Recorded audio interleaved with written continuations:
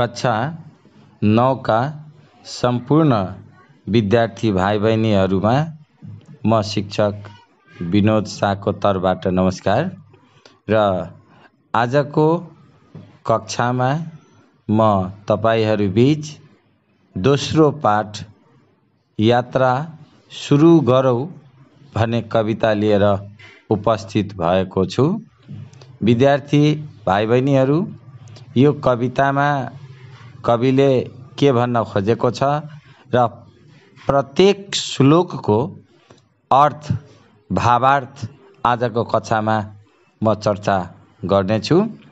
त यात्रा सुरु गरौँ भने कविताका कवि दुब्बसु छेत्री हुन् र यो कविता गद्य कविताका रूपमा प्रस्तुत गरिएको छ र कवि दुब्बसु छेत्रीको छोटो परिचय तपाईहरू बीच म भन्न गइरहेको छु र त्यसपछि प्रत्येक श्लोकको भावार्थ प्रस्तुत गर्नेछु।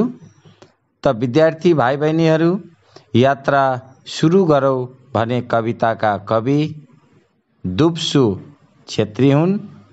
कवि दुब्बसु छेत्रीको जन्म विक्रम सम्वत 2023 साल साउन 21 गते भएको थियो। उहाँलाई एक राष्ट्रवादी कविका रूपमा चिनिन्छ।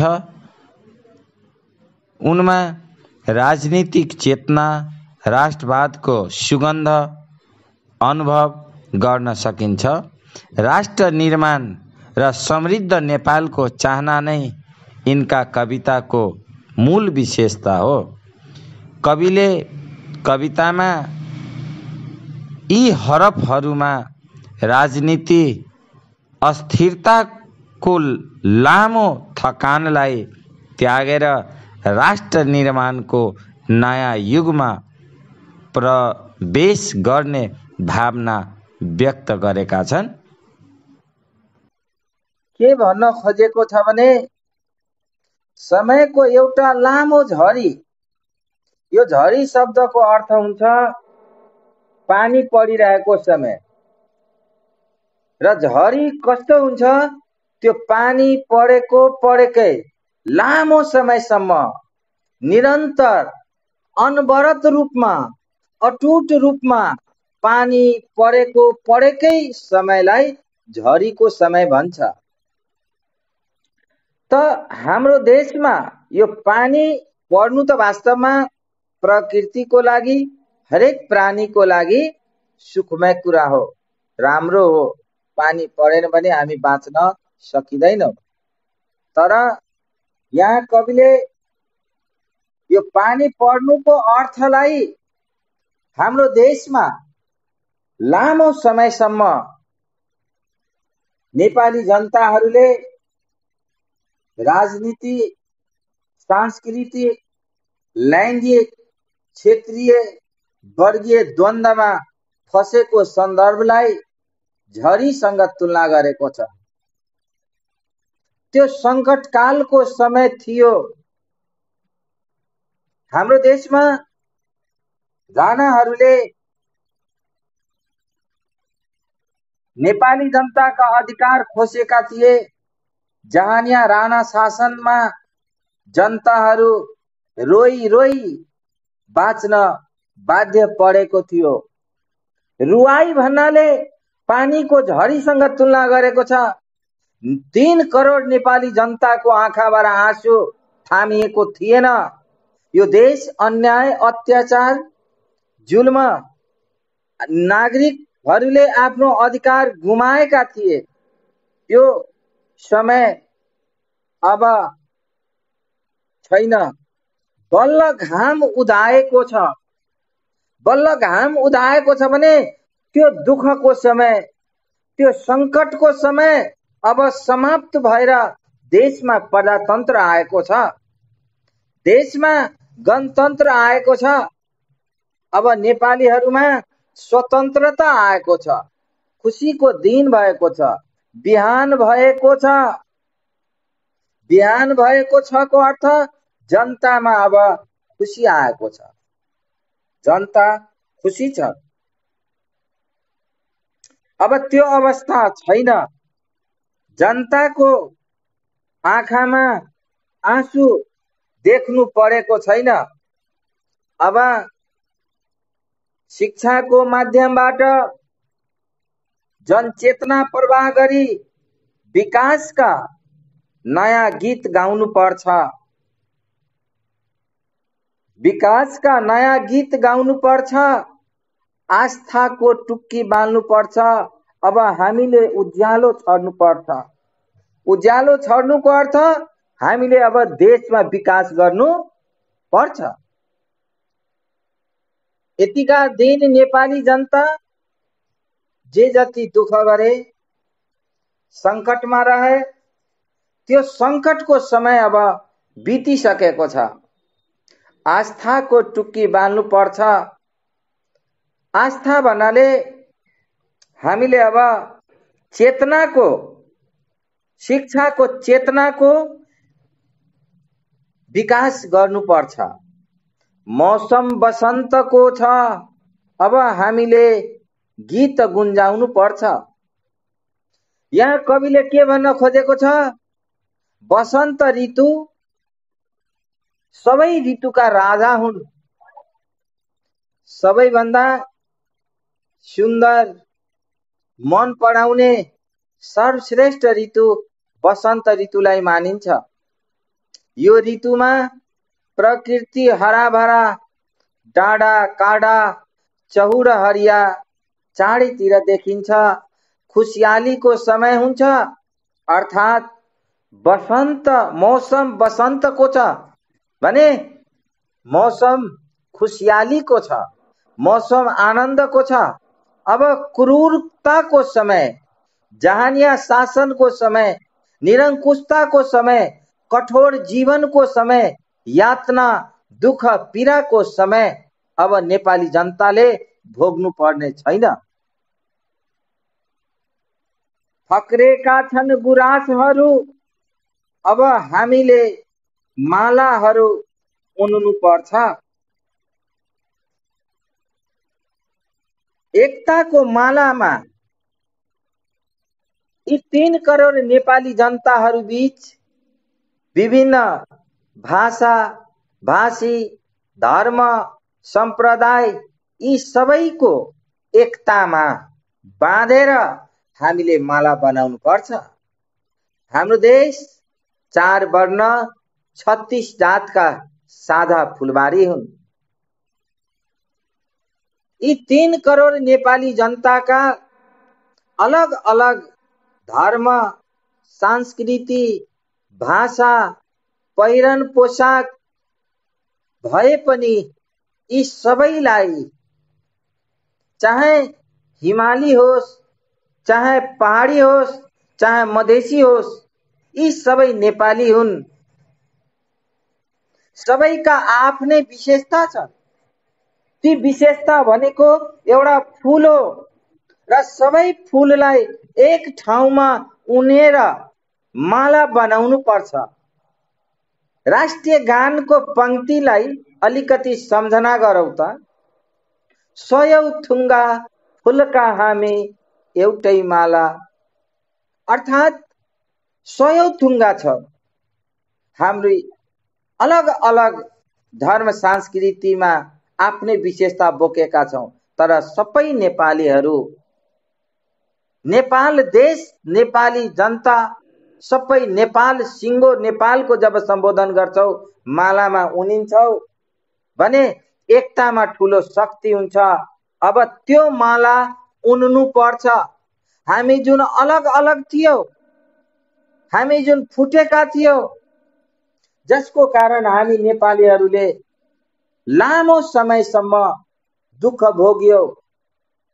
मुलुकमा लोकतन्त्र स्थापना, गणतन्त्र स्थापना हुनु अगाडि राजनीति अस्थिर थिएन। संविधान जारी भएपछि बिहान भएको हामीलाई महसुस भएको छ।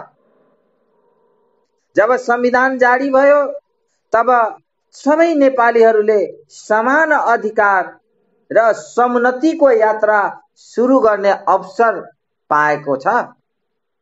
त्यसैले समयको एउटा लामो झरीपछि बल्ल घाम उदाएको छ। त्यो कठोरताको दिन अब सकिसकेको छ। अब देशमा गणतन्त्र, देशमा प्रजातन्त्र आएको छ। यी कुरा पहिलो अनुच्छेदमा कविले भन्न खोजेको हो। यसमा कुनै भाइ बहिनीलाई नबुझेको केही छ भने भन्नु होला है। पहिलो अनुच्छेद बुझ्यो राम्ररी?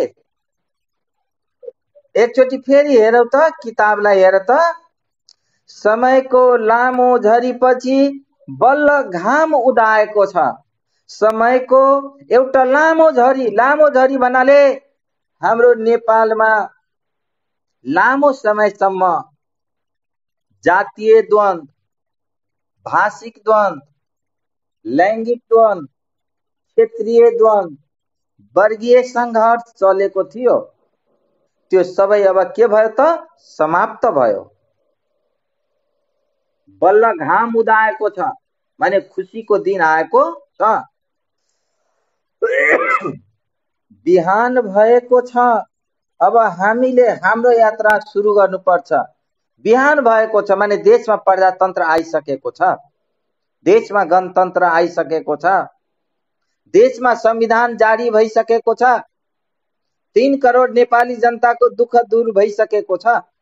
अब हामीले यात्रा सुरु गर्नुपर्छ। पानी थामिएको छ। अब हामीले हाम्रो आरोहणको थालनी गर्नुपर्छ। आस्थाको टुक्की बाल्नुपर्छ। ज्ञान, विज्ञान, शिक्षा, चेतना दिनुपर्छ। उज्यालो छर्नुपर्छ, ज्ञानको चेतना दिनुपर्छ। त्यसपछि मौसम बसन्तको छ। बसन्त ऋतु भन्नाले बसन्त ऋतुमा न धेरै जाडो हुन्छ न धेरै गर्मी हुन्छ। मान्छे अत्यन्तै खुसी हुन्छ। त्यस्तो खुसीको क्षण हाम्रो देशमा आएको छ। सबैले समान अधिकार पाएको छ। संविधान जारी भएको छ। अब देशबाट हत्या, हिंसा, अन्याय, अत्याचार यो सबै निर्मूल भएको छ। 3 करोड नेपाली जनताको अनुहारमा उज्यालो फेरेको छ। त्यो भाव यो पहिलो अनुच्छेदमा दिएको हो। अब दोस्रो अनुच्छेद हेरौँ त एकछिन। दोस्रो अनुच्छेद, नाच्दा नाच्दै जहाँ रोकेका थियौ सोरठीको ताल, त्यहीबाट चाल्दै एउटा चालका 3 कोटी पाइला। अस्तित्वको यात्रा सुरु गरौ। रम्दा रम्दै रोदीको रन्कोमा छुटेका थियौ जहाँ, त्यही चौतारीबाट सहमतिको यात्रा सुरु गयो। पहेलपुर धान खलियानमा राखेर माघीको न्वागी खाँदै स्वावलम्बनको नयाँ यात्रा सुरु गरौ। घुम्दै विवाह पञ्चमीको मेला पर्खिँदै थियौ जहाँ, मधेसको पवित्र छठ र त्यही जानकी माटाको चन्दन लगाउँदै सहिष्णुताको यात्रा सुरु गरौ। गाउँदा गाउँदै जहाँ रोकिएका थियौ सेलोको भाका, त्यहीबाट गाउँदै बन्धुत्वको गीत उज्यालोको यात्रा सुरु गरौ। मनाउँदै लोसार जहाँ पुज्दै थियौ हिमाललाई मानेर देउता। 13 नम्बर अनुच्छेदमा हेर्ने, यो 13 पेज नम्बरमा, त्यही आकाश छुने हिमाललाई साक्षी राखेर सहकार्यको यात्रा सुरु गरौ। जप्दै गोरा जहाँ नाचेका थियौ देउडा, त्यही कर्णालीको मुहारनिर उभिएर नवनिर्माणको यात्रा सुरु गरौ। खोज्दै शान्तिका 2 सम्बोधी आँखा, जहाँ हामी लोलाएका थियौ। उडाउँदै शान्तिका सेता पडेवाहरू तिनै सम्यक आँखाबाट शान्तिको यात्रा सुरु गरौ। विद्यार्थी भाइ बहिनीहरू, यो दोस्रो अनुच्छेद पहिलो अनुच्छेद जस्तै यसको शब्दको अर्थ, कविताको भाषा र भाव धेरै फरक हुन्छ। कविताको भाषा गाह्रो हुन्छ, गहिरो हुन्छ। अब यसलाई हामी एकछिन विचार गरौँ। यहाँ कविले के भनेको छ? नाच्दा नाच्दै जहाँ रोकेका थियौ सोरठीको ताल, अनेकतामा एकताको सूत्रमा बाँधिएर 3 करोड नेपालीको सह-अस्तित्वको यात्रा आरम्भ गर्नुपर्छ। किनभने देशमा अब प्रजातन्त्र आइसकेको छ। सबै रोदीको रन्कोमा रमाइरहेको अवस्थाबाटै सहमतिको यात्रा आरम्भ गर्नुपर्छ। सबै नेपालीको बीच सहमति हुन्छ। तराईको भूमिमा स्वर्णबालाहरू झुलाउँदै, तराईको भूमि धान फल्ने भूमि हो। स्वर्ण बाला भन्नाले सुन जस्तो धानका शीषहरू, बालाहरू सुन्दरता ल्याएको छ, त्यसलाई फलाउनु पर्छ। खलियानमा धानका शिखर चुल्याउँदै, माने खलियान भन्नाले धान खेतबाट काटेर झार्ने ठाउँलाई खलियान भनिन्छ। त्यो खलियानमा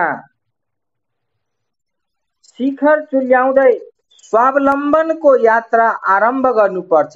स्वावलम्बन भन्नाले आफ्नो खुट्टामा आफै उभिने जस्तो सक्षम बन्नुपर्छ। अब नेपालीहरू अरूमा आश्रित हुनु पर्दैन। किनभने अब नेपालीको हात बाँधिएको छैन, अब हात खुला भयो। अब देशमा प्रजातन्त्र आयो। अब नेपालीले आफ्नो गाउँ ठाउँ, खेत खलियान, धर्म, चाडपर्व यी सबैलाई अब स्वयं विकास गर्नुपर्छ। यसलाई नेपालीका धार्मिक सांस्कृतिक विविधताले भरिएको यो हाम्रो देश सोरठी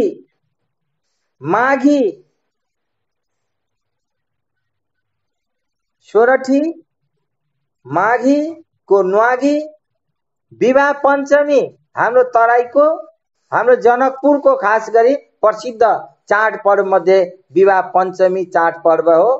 त्यसपछि छठ भयो। त्यसपछि पहाडतिर मनाउने नेपालीको चाडपर्व लोसार भयो, गौरा पर्व भयो, आदिका नामबाट सम्बोधन गरिएको छ।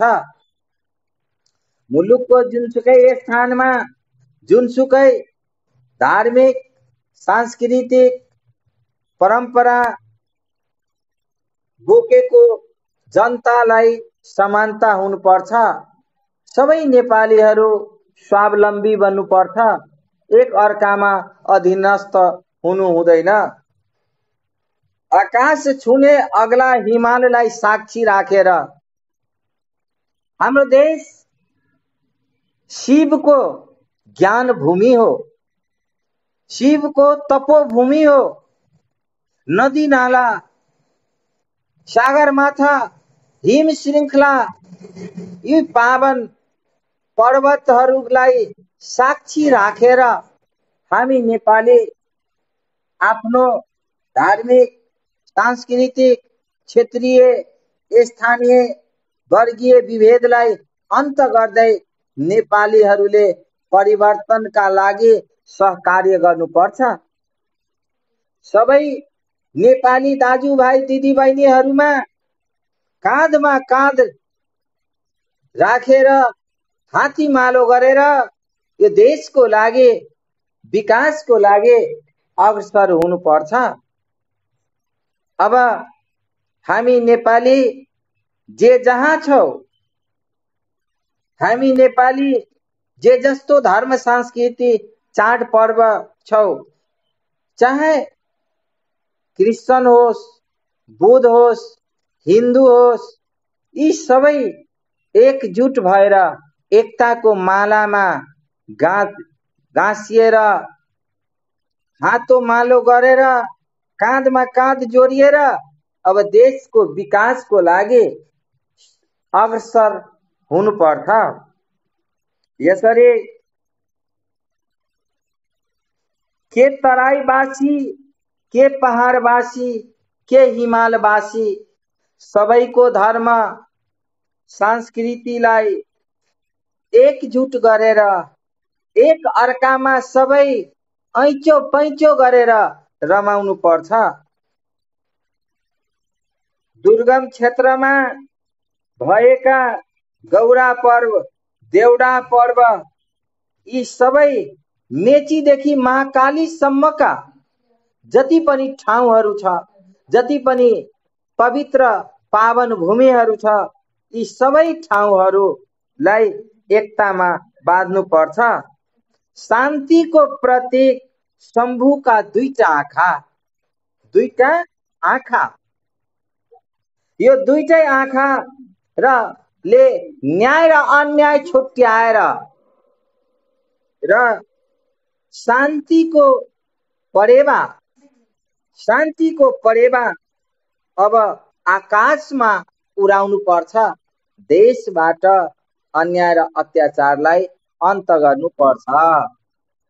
आजको कक्षामा यो दोस्रो अनुच्छेद समापन गर्न लागेको छु। अब भोलि तेस्रो अनुच्छेदको बारेमा चर्चा गर्नेछु।